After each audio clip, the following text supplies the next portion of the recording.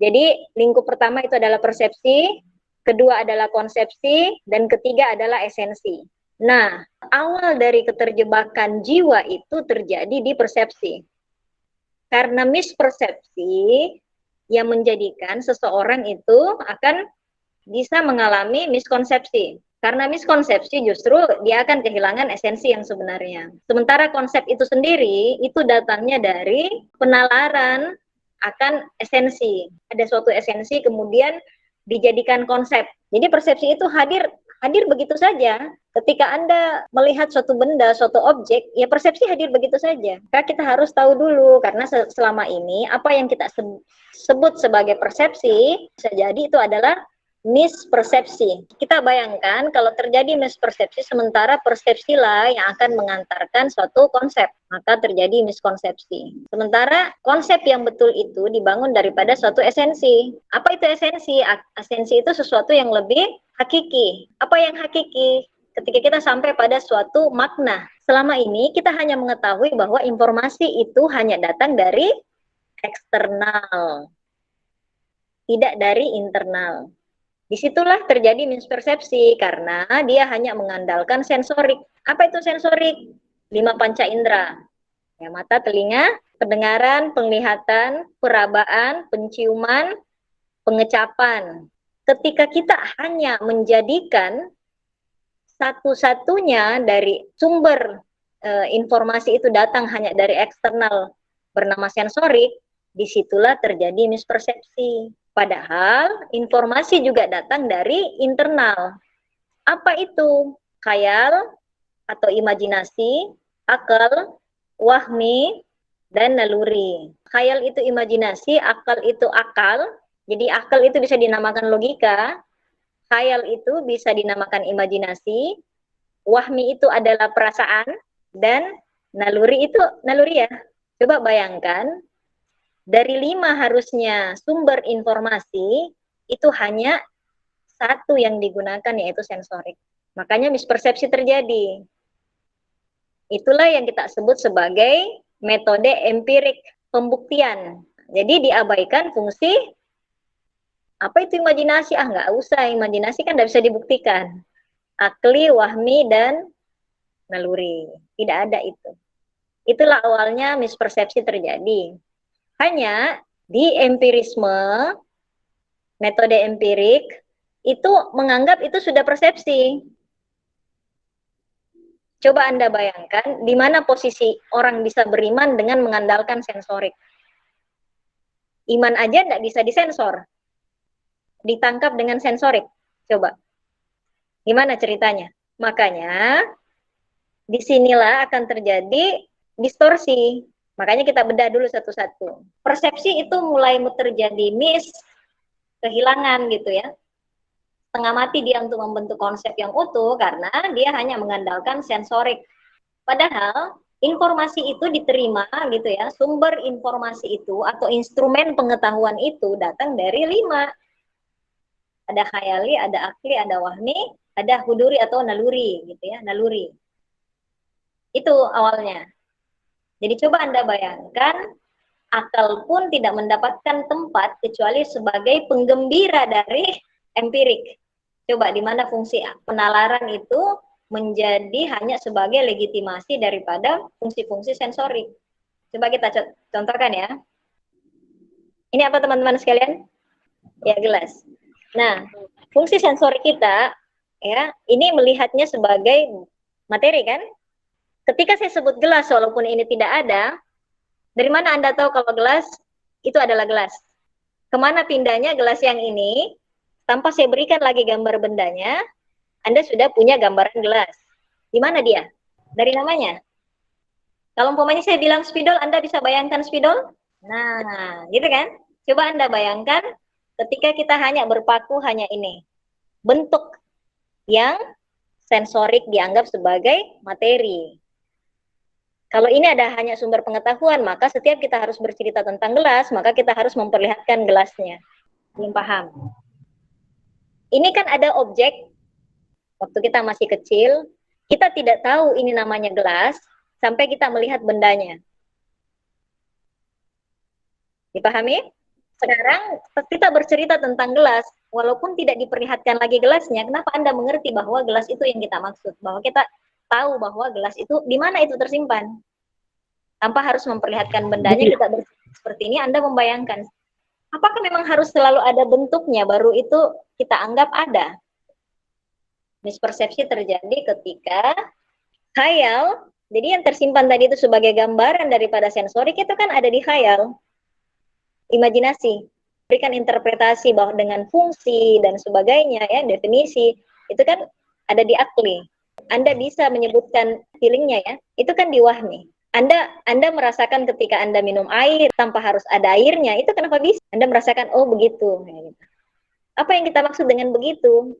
Berarti ada suatu pengetahuan yang selama ini terabaikan karena dia tidak nampak secara sensorik. Oke? Bisa dibayangkan ya? Mengerti nggak sampai sini? Oke, jadi apa yang disebut secara empirik itu persepsi, ternyata ketika kita telanjangi, dia masih mispersepsi. Karena dia hanya mengambil informasi dari eksternal dan mengabaikan informasi dari internal. Disinilah awalnya kita sulit menjadi beriman. Karena iman itu kalau tidak bisa ditangkap oleh 5 panca indera, bagaimana caranya beriman? Apa yang hilang dari khasanah kita? Misalnya Ibnu Sina itu sudah menyebutkan bahwa persepsi itu dibangun dari dua hal, informasi internal dan informasi eksternal. Ini yang tidak ada. Di sains modern hanya menggambarkan informasi itu datang dari eksternal saja. Kita kembali ke gambar yang tadi ya. Jadi bisa kebayang ya teman-teman, di mana awalnya kita terjadi mispersepsi. Kalau kita mengalami mispersepsi, maka informasi yang harusnya hanya karena dia tidak bisa dibuktikan. Bagaimana membuktikan lapar? Ayo. Cari makanan.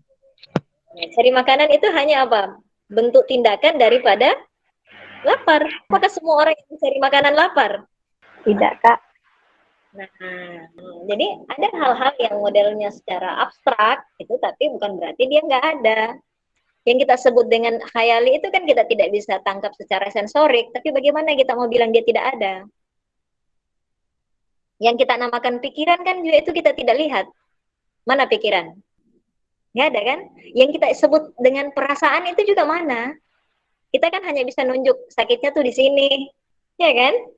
Nah, kita luruskan dari awal, karena disinilah kekacauan, ya, dan itu akan berlarut terus-menerus ketika hanya menganggap bahwa instrumen pengetahuan itu atau informasi itu hanya datang dari eksternal melalui 5 panca indera. Disitulah awal dari kita akan semakin lama semakin menihilkan yang namanya Tuhan. Itu dampak daripada empirisme ketika yang dibahas adalah manusia. Ketika benda itu dibahas pun ya jadi benda ya benda gitu kan. Boleh saja itu berlaku hukum materi. Tapi ketika kita berbicara tentang yang lebih jauh daripada itu, yaitu manusia yang punya akal dan ruh itu akan dibuang. Karena yang tampak hanya tubuh. Dan yang bisa menangkap itu hanya 5 panca indera. Jadi ada 2 sumber pengetahuan. Ya, yang pertama adalah ilmu husuli. Itu datang dari sensorik. Atau kita sebut sebagai informasi eksternal. Jadi ada 2 jalur informasi, jalur husuli dan jalur huduri. Husuli itu hissi, husul hissi berarti panca indera. Apa itu? Datang dari sensorik, informasi masuk dari sensorik, hayali, akli, wahmi, huduri. Sementara informasi internal itu datang dari huduri, balik arah. Seperti itu. Nah, itu yang kita tidak pahami begitu, ya. Di dalam ilmu jiwa, kalau kita baca karya Ibnu Sina, dia menggambarkan 2 hal itu. Namun ketika kita membaca mungkin bagaimana persepsi itu dibentuk metodologi empirik, maka dia hanya memakai satu, hudurinya dibuang. Hanya ada hudurinya dibuang, husulinya saja yang dipakai yaitu sensorik. Nah, apa masalahnya ketika hanya mengandalkan sensorik? Ketika apa yang selama ini disebut persepsi, tapi ternyata itu adalah mispersepsi, disitulah sensi. Tidak akan sampai, karena persepsinya sudah miss. Oke? Bisa dipahami sampai sejauh ini? Kita pelan-pelan ya, karena ini baru untuk diperbincangkan. Jadi kita bedakan dulu makna daripada persepsi dan mispersepsi. Ingat ya, persepsi itu datang dari informasi, baik eksternal maupun internal. Nah, mispersepsi ketika hanya datang dari salah satunya. Dan selama ini yang kita anggap sebagai persepsi adalah mispersepsi. Jadi persepsi yang betul bahwa dia datang daripada 5 instrumen sebagai instrumen pengetahuan. Ada sensorik, ada khayali, akli, wahmi, dan naluri. Ya, naluri atau huduri sebenarnya. Sama aja. Jadi naluri, wahmi, akli, dan khayali, dan termasuk sensor. Sensoriknya juga nggak boleh dibuang. Semuanya jadi 5 panca indera. Jadi 5-5-nya kepake. Itu adalah 5 instrumen pengetahuan manusia. Kapan ada salah satunya yang nggak dipakai, disitulah nanti kesakitan jiwa itu muncul. Pengertian persepsi yang benar adalah informasi datang dari internal dan eksternal. Yang kedua, dia itu bersifat holistik dan integratif. Apa maksudnya?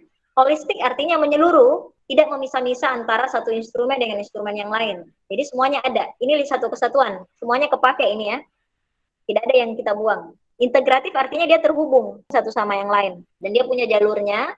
Selama ini bagaimana informasi masuk dan langsung tersimpan di memori kita. Sementara mispersepsi adalah dia selektif, parsial.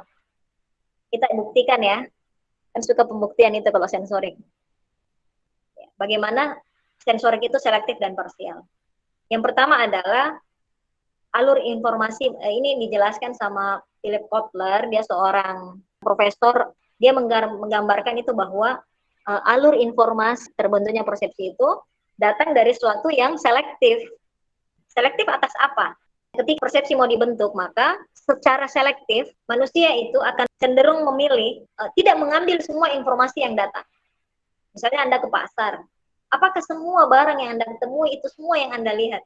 Anda akan selektif. Maka dinamakan atensi selektif, perhatian yang selektif. Kita akan memilih perhatian kita yang mana kita mau tuju. Jadi selektif parsial pertama adalah bahwa sensorik itu punya atensi yang rendah. Dia tidak bisa mengambil semua informasi. Dia hanya tertuju kepada sesuatu yang apa yang terlihat, ya. Rangsangan dari sensorik saja itu yang diambil, maka dia akan rendah atensi. Itu terjadi secara parsial pertama. Kelemahan dari kalau sensorik aja satu-satunya kita pakai. Kita akan milih yang mana saja. Misalnya ada 1000 buku, Anda tidak bisa langsung melihat 1000 buku. Gimana ceritanya? Anda akan pilih yang mana ini dulu, yang mana ini dulu, seperti itu. Ya kan? Nah, yang kedua adalah cenderung sensorik itu mengalami distorsi selektif. Apa maksudnya distorsi? Bias makna. Pernah nggak kejadian kayak gini? Seseorang menyebutkan satu informasi, kemudian kita itu akan menyimpulkan sendiri informasi sesuai dengan pengertian pribadi kita. Kembali ke prakonsep kita. Misalnya kata persepsi tadi, ketika sebelum saya jelaskan, cenderung orang akan mengubah informasi itu ke dalam pengertiannya pribadi. Makanya dia mengatakan, ini kan persepsi saya. Pernah nggak dengar orang bilang, itu kan persepsi kamu, ini kan persepsi saya. Makanya ketika persepsi hanya mengandalkan sensorik, dia akan mispersepsi. Karena dia akan mengembalikan informasi itu ke dalam pengertiannya sendiri. Yang ketiga adalah memori selektif. Apa yang dimaksud dengan memori selektif? Kita cenderung mengingat sesuatu yang kita punya ikatan emosional di situ. Kita ingat ketika kita dicubit, kita ingat ketika kita dimarahi. Kenapa ingat semua itu? Karena ada rangsangan-rangsangan yang melekat secara emosional. Nah, makanya ketika kita cuma mengandalkan sensorik itu tadi, maka coba bayangkan dia akan parsial semua. Pertama, dia rendah atensinya, kedua, dia bisa terjadi distorsi atau bias makna, dan yang ketiga adalah selektif memori. Dia hanya cenderung mengingat sesuatu yang bersifat emosional. Bagus kalau emosi positif yang dia ingat. Kebanyakan orang menyimpan emosi negatifnya. Lekatan-lekatan pada emosi negatif. Jadi itu sensasi-sensasi yang kita rasakan itu kan karena sesuatu yang kita saksikan secara sensorik.